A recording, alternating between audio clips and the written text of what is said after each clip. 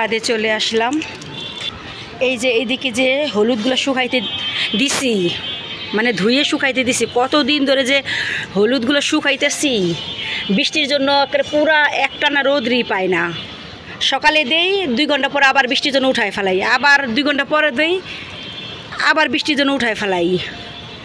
হলুদগুলো একটু ভালো করে শুকানোই হইতেছে না, হলুদগুলো আইনা ভিজানোটাই ভুল হয়েছে। মনে হয় 3-4 দিন ধরে শুকাইতেছি, হলুদই শুকায় না। আর এগুলো ভালো করে না শুকাইলে এগুলো ভাঙানো যাইব না, আর ভাঙাইলেও বেশি দিন থাকবে না, নষ্ট হয়ে যাবে। এই জন্য আর কি একটু ভালো করে শুকাইতেছি। এই যে কিছুক্ষণ আগে রোদ ছিল, এখন আবার আকাশটা মেঘলা হয়ে গেছে।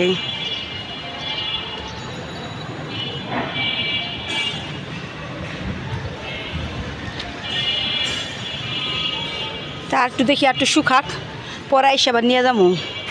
আজকের কারো কাপড় চোপড় নেই ছাদে, আজকে সবগুলো রশি খালি। এখন চলে যাবো বাসায়। শাক আনছে আমার ছোটো বোন, সেই ডাটা শাকগুলো রান্তাছে। যে ডাটা শাক ভাপাইছে, একটু পরে পানিগুলো শুকাই গেলে বাগার দিব। আর এই যে এই পাশে তরকারি রান্না করতেছে, তেল দিয়েছে, তেল দেওয়ার পরে যে পেঁয়াজ ভাজতেছে, পেঁয়াজ ভাজা হইলে মশলা দিব। রান্না করবে এই যে আলু দিয়ে যে মাছ, ওগুলা ইয়া মাছ, নলা মাছ, টাটকিনি মাছ। পেঁয়াজ ভাজা হয়েছে, একটু পানি দিল যাতে ওই গুঁড়া মশলা দিলে মশলাটা পুড়ে না যায়। দিয়ে দিল হলুদ, এখানে দিল ধনিয়া গুঁড়া, দিয়ে দিল মরিচের গুঁড়া। আমরা ঝাল কম খাই, তাই মরিচের গুঁড়া একটু কম দিচ্ছি। দিকে দিয়ে দিল লবণ পরিমাণ মতো। এখন মশলাটা একটু ভালো করে কষাই নিব। মশলাটাও ভালো করে কষানো হয়ে গেছে, মশলার উপরে যে তেল ছাড়ছে, আর একটু কষাইব। আর ওদিকটা তেল ভেসে উঠছে। এখন এগুলোর ভিতরে দিয়ে দিবে আলু, আর ডাটাগুলো কাটা হয়ে গেছে, ডাটাগুলো আইনা ধুইয়া দিয়ে দিবে। ডাটাগুলো একটু পরে দিব, ডাটাগুলো তো নরম।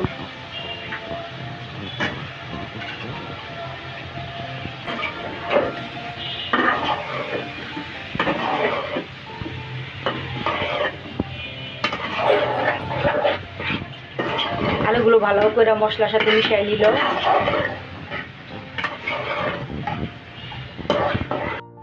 এখন সময় হইতেছে দুপুর 1:45। আজকে ভালোই রোদ উঠছে বাহিরে, সকাল থেকে একটু মেঘলা মেঘলা ছিল আকাশটা, এখন ভালোই রোদ উঠছে। এই যে আলুগুলো ভালো করে কষাইতেছে মশলার সাথে। আর এই যে অন্য সাইডের ডাটাগুলো ওই যে ধুইতেছে, ডাটাগুলো একবার করা চিকন করা ডাটাগুলো ওই যে ভালো করে ধুয়ে নিল।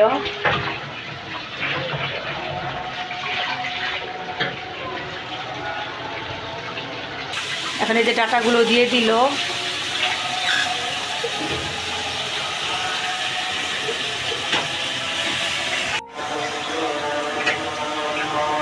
বাকি ডাটাগুলো সব দিয়ে দিবে, বাকি সব ডাটাগুলো দিয়ে দিচ্ছে। এখন এগুলো ভালো করে সব মিশিয়ে নিবে। আর অন্যদিকে যে মসজিদে আজান দিতেছে। এই যে ডাটা শাকগুলো পানি শুকাই গেছে, এই জন্য খুন্তি দিয়ে একটু করে নিতেছে, একটু ভর্তা হয়ে গেলে তারপরে বাগার দিব শাকগুলা। আর এই যে এইদিকে তরকারিটা ডাটা আর আলু ভালো করে কষাইতেছে।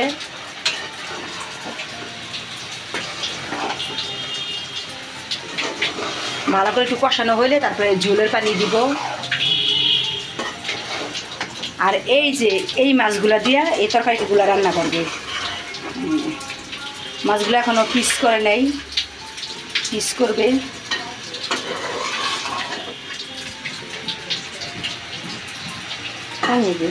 তরকারিগুলো ভালো করে কষানো হয়েছে, এখন এই যে পরিমাণ মতো ঝোলের পানি দেওয়া হইতেছে।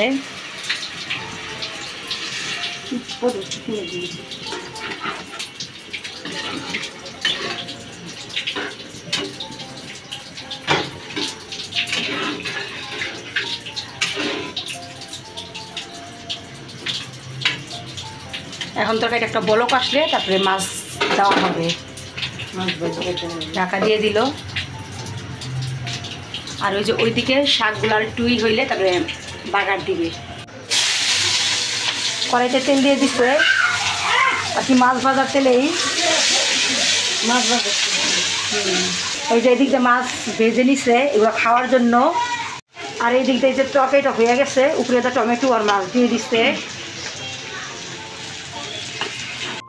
রসুন পেঁয়াজগুলো ভালো করে ভাজা ভাজা হয়ে গেছে, এখন শাকটা দিয়ে দিবে।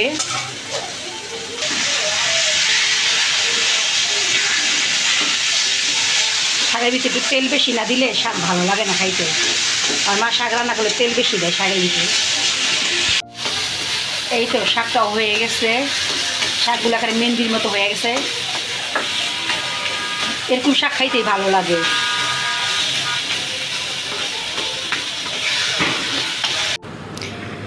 দুপুরে রান্না বাড়া শেষ।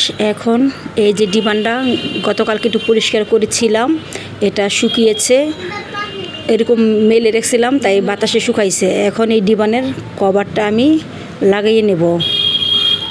তো ডিবানের কভারটা লাগাইতে অনেক একটু ঝামেলাই হয়, কেমন জানি শেপটা একটু এলোমেলো, সহজে লাগানো যায় না।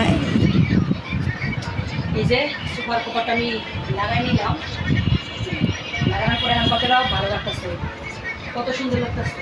কিন্তু 2 দিনে যাইব না, আবার ময়লা হয়ে যাবো। এমন ময়লা, কালারটাই ভালো না। এই ছিল আমাদের আজকের ভিডিও। আমাদের ভিডিওতে যদি ভালো লাগে তাহলে প্লিজ একটা লাইক দিয়ে চ্যানেলটা সাবস্ক্রাইব করে আমাদের পাশেই থেকে যেতে পারেন। পরবর্তী ভিডিও দেখার